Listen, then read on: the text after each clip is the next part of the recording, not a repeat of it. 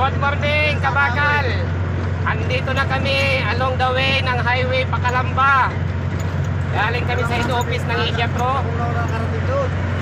Patid kami ng service para mag-practice sa Cebu City.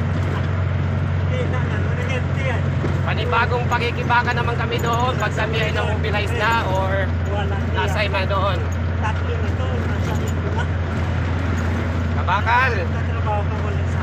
Muli, babalik ang grupong ito sa aming kumpanya dahil kami na-floating ng kunting oras o ilang araw.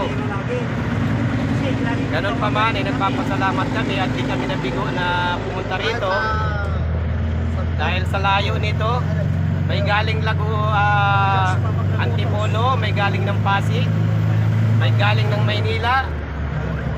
Malaki po yung allowance na bibitawan mo para lang pumunta doon sa head office sa Carmona, Cavite. Kaya dapat po ay walang masayang na pera o oras sa pagpunta at magkaroon ng kabuluhan yung aming lakad. Sa awa ng Diyos, di naman kami nabigo itong grupong ito dahil may trade test pala doon sa Cebu City. Sa ngayon ay tumatakbo kami papunta ng Cavite, sa Kawit, Cavite. Dito kami nag-exit sa Calamba exit, Laguna.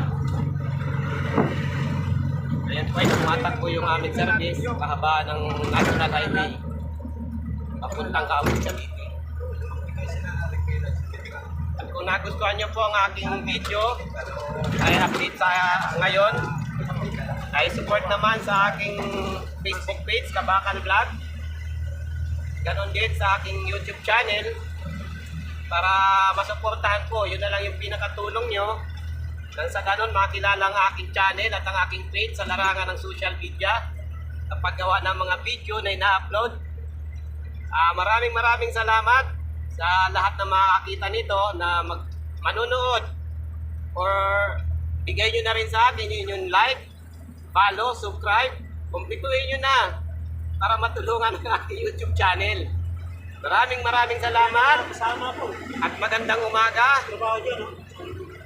Hanggang dito na lang ang aking video. Naway nasa mabuti kayong kalagayan sa mga oras na ito at ligtas sa lahat ng pagkakataon. God bless at all. At sa lahat ng inyong pamilya, mahal sa buhay, ingatan po natin. Bye-bye!